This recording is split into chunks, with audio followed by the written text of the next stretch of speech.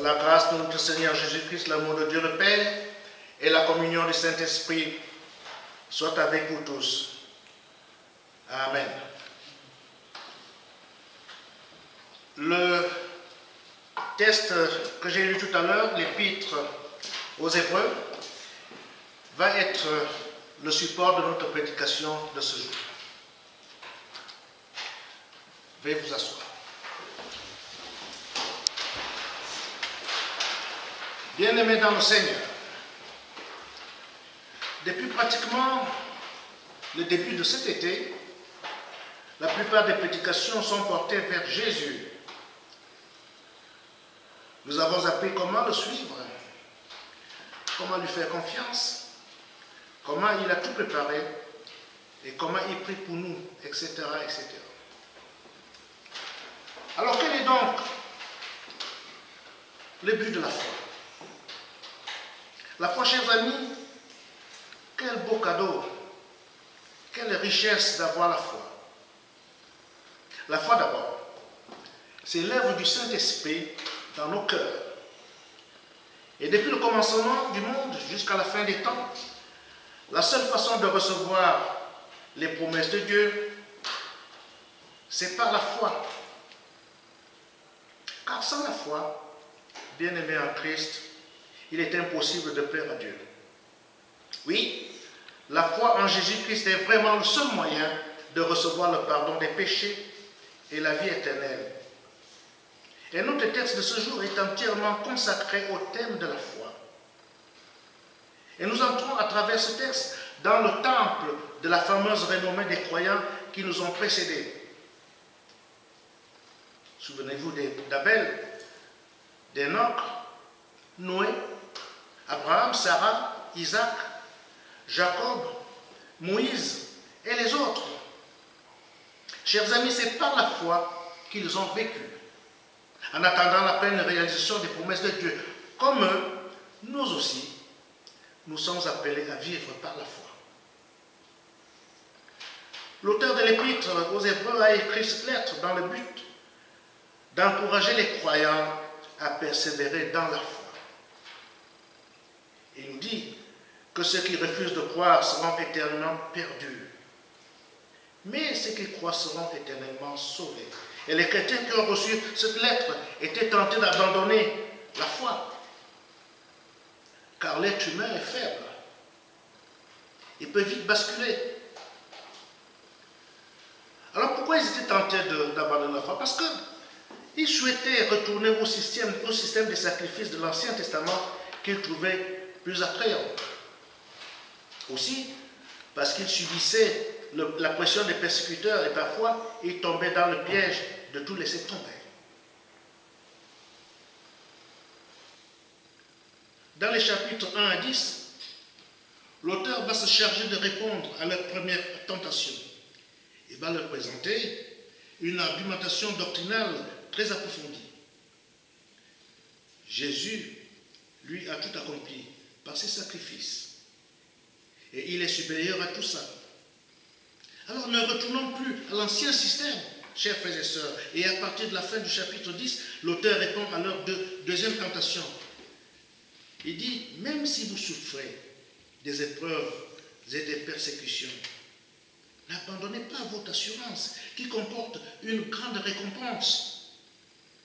Vous avez besoin de persévérance, car le juste vivra par la foi. Alors nous ne sommes pas de ceux qui se retirent pour se perdre, mais ceux qui croient pour être sauvés et pour sauver leurs âmes. Alors si tu viens ici tous les dimanches pour écouter la parole, c'est pour persévérer, c'est pour préserver ton âme, afin qu'il ne soit pas perdu. Et les paroles de ce très beau chapitre 11 nous remplissent d'encouragement pour nous aider à persévérer dans la foi. Alors, chers amis, le danger d'abandonner la foi est encore très présent aujourd'hui pour toutes sortes de raisons. Ma grande prière est donc que ces paroles plutôt puissent nous fortifier dans la foi en Jésus-Christ. Je prie tous les jours moi-même que chacun de nous grandisse toujours plus dans la foi. Écoute donc ce que le Saint-Esprit dit à l'Église concernant la vraie foi. Deux choses. Premièrement, la puissance de la foi. Et puis, deuxièmement, la richesse de la foi. Alors, premièrement, la puissance de la foi. La puissance de la foi, chers amis, c'est l'assurance des choses qu'on espère. La démonstration de celles qu'on ne voit pas. Oui, la vraie foi est tellement puissante. Elle nous permet de posséder déjà l'avenir et elle nous permet de voir l'invisible. La foi est une certitude concernant l'avenir. Pourquoi? Parce qu'elle se base sur les promesses de Dieu. La foi est une conviction certaine que la parole de Dieu est vraie. Souvenez-vous, Abraham a quitté son propre pays parce qu'il a cru que Dieu lui donnerait un meilleur pays, une patrie céleste, telle que promis. Moïse, quant à lui, avait préféré rester avec le peuple de Dieu qui souffrait plutôt que de jouir de la gloire de l'Égypte. Pourquoi? Mais parce qu'il a cru que Dieu les délivrerait de leur misère en Égypte, tel que promis. Il avait une espérance, parce qu'il croyait dans la promesse. Il avait la foi. Donc la foi, c'est bien l'assurance des choses qu'on espère. Non, non et non. La foi, chers amis, n'est pas quelque chose qui nous fait délirer comme certaines églises veulent nous faire croire. Ce n'est pas une intuition, car la foi n'est pas aveugle. La foi est une réponse à la parole de Dieu et nous faisons entièrement confiance à ce que Dieu nous dit dans les Écritures. Chers amis, on entend souvent dire, croyez, ayez la foi et vous verrez, tout ira bien. Peu importe, en quoi que vous croyez, pourvu que vous y croyez. Ayez la foi dans vos projets, chers frères et sœurs. Ayez la foi dans vos moyens. Ayez la foi dans votre bonne étoile. Non et non, chers amis, la vraie foi est une conviction. C'est une conviction solide concernant notre avenir parce que nous prenons la parole de Dieu au sérieux. La foi n'a pas de puissance en elle-même. Sa puissance vient de l'Esprit de Dieu qui produit la foi dans nos cœurs et qui nous rend capables, chers frères et sœurs, de saisir la promesse de Dieu. Nous avons tous dans nos cœurs une assurance, une conviction intérieure concernant les choses qu'on espère.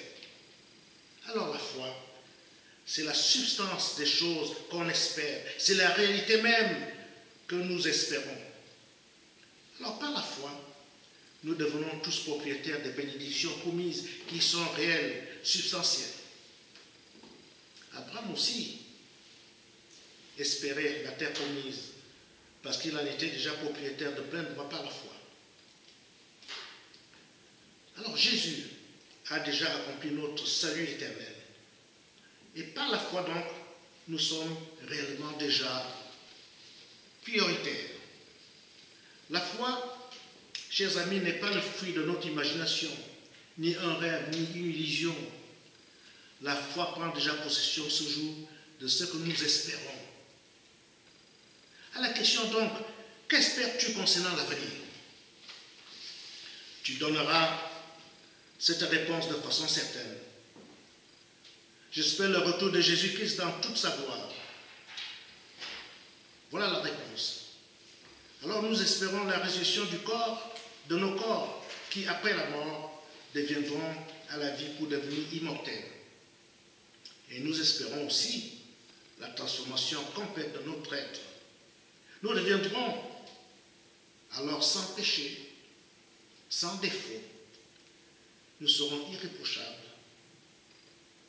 Nous espérons la disparition de toute souffrance, de toute larme, de toute maladie.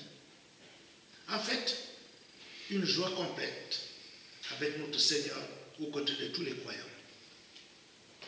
Nous espérons donc régner avec Jésus-Christ pour toujours dans une nouvelle création magnifique telle que Dieu nous l'a promis. Chers frères et sœurs, un des grands problèmes aujourd'hui dans notre société et chez les chrétiens, c'est le manque d'espérance. As-tu vraiment une espérance? Est-ce que tu la communiques, cette espérance, à d'autres? As-tu vraiment un fondement solide en Jésus-Christ? Je te pose cette question, mais j'en connais la réponse. Car tout ce qu'il est et tout ce qu'il a fait nous donne raison d'espérer. Notre Seigneur nous a donné le Saint-Esprit qui produit la foi dans nos cœurs et qui fait de nous des propriétaires en titre de toutes ces choses glorieuses que nous espérons. Oui, la foi produit la joie. Elle produit l'espérance. Elle produit la persévérance dans l'épreuve. Alors, prie et prie pour que ta foi soit forte et pleine d'assurance dans les choses qu'on espère. La foi nous permet aussi de voir l'invisible. La foi est la démonstration des choses qu'on ne voit pas. La foi est la preuve irréfutable que les choses invisibles en Christ sont réelles. Que voyons-nous donc avec nos yeux? Nous voyons les réalités visibles et matérielles. Nous voyons autour de nous des arbres, les personnes qui nous entourent.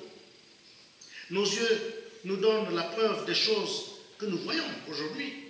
Eh bien, Jésus-Christ nous confirme que par la foi et avec les yeux de la foi, nous recevons la capacité de voir les réalités invisibles. Il existe alors des choses réelles qui sont invisibles à nos yeux. Nous devenons capables de les voir par la foi. Moi-même, je prie que notre paroisse soit remplie de personnes capables de voir même les choses invisibles. Et oui, la foi est la preuve des choses qu'on ne voit pas. Nous n'avons pas besoin de le démontrer aux autres.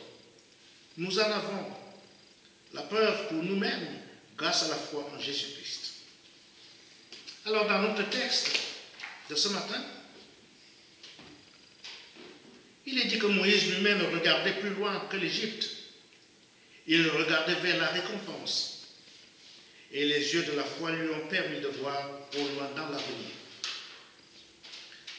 Alors, chers frères et sœurs, les yeux de la foi lui ont également permis de voir des choses invisibles déjà présentes autour de lui.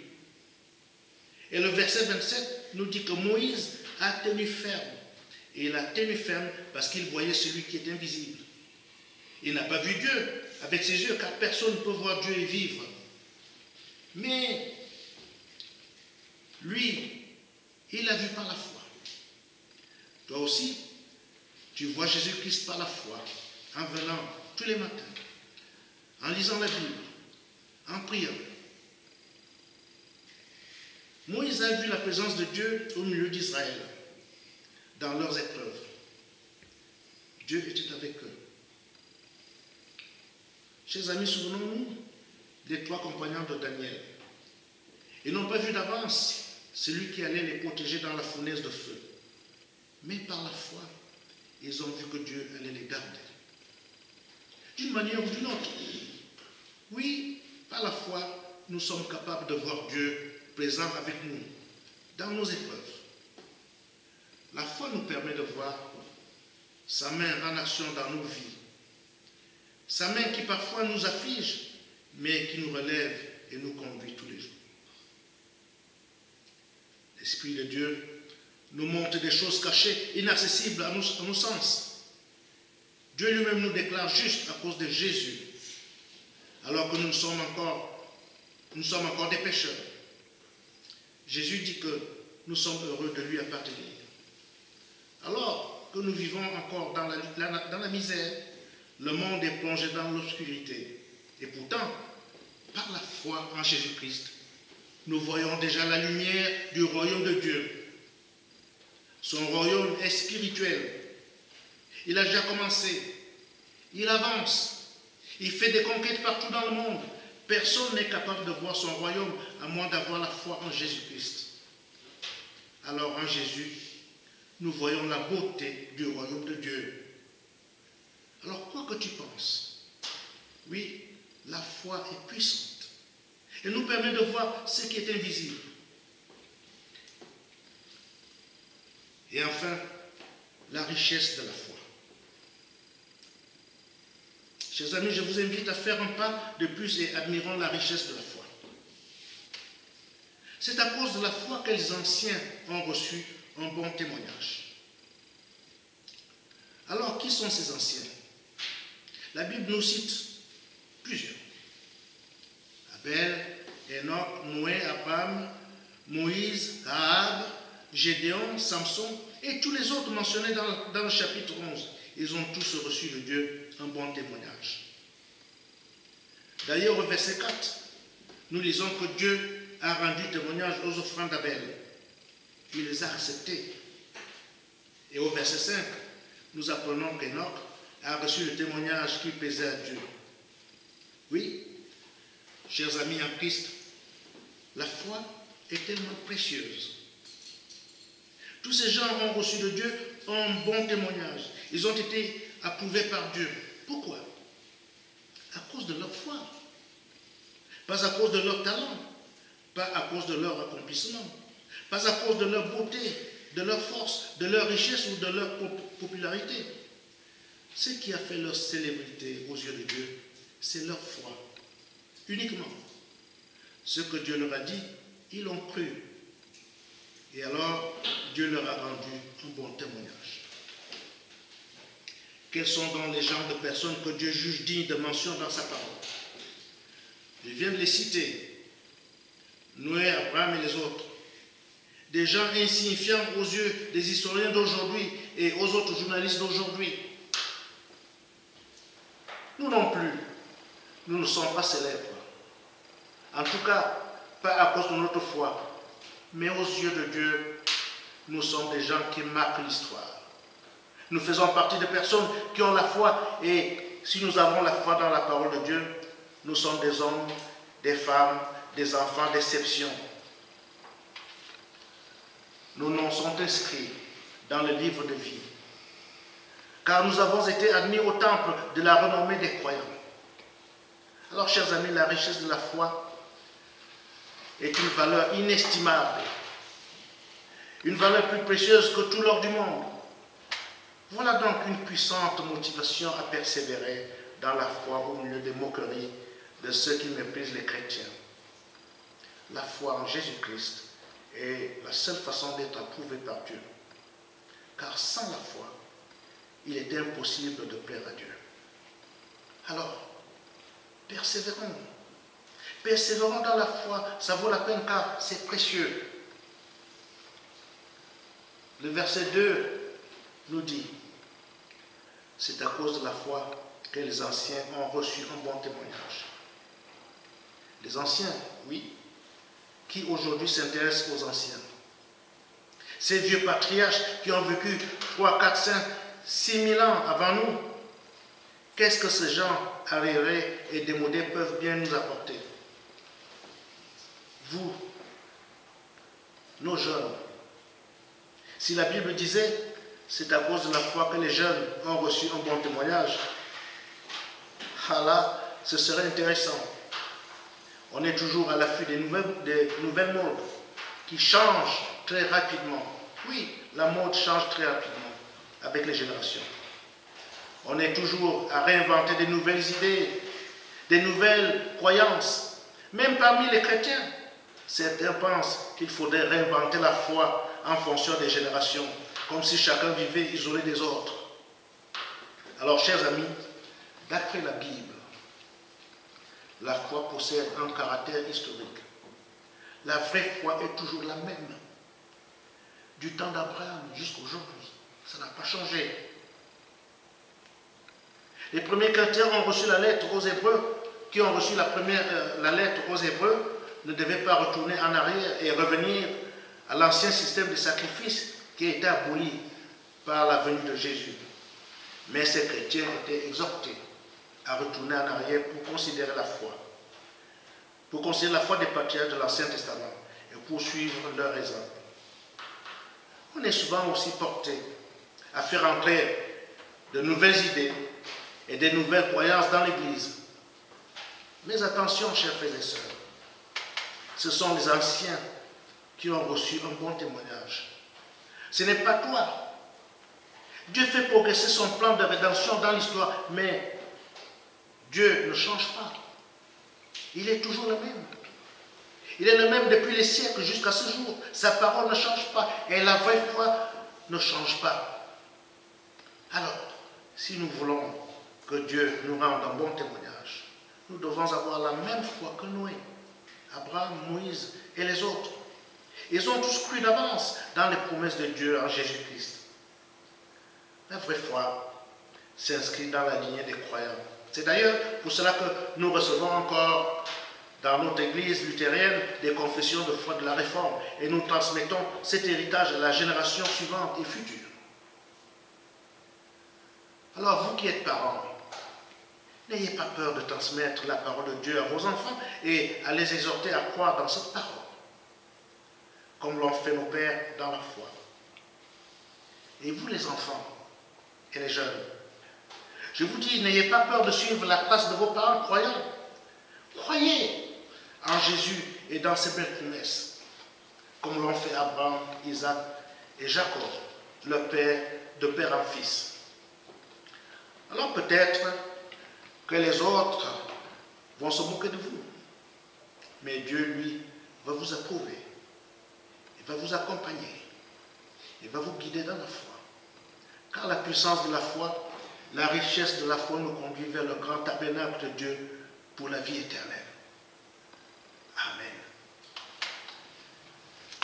Et que la paix du Christ, à laquelle vous avez été appelés pour former un seul corps, règne dans vos cœurs et vos esprits pour la vie éternelle.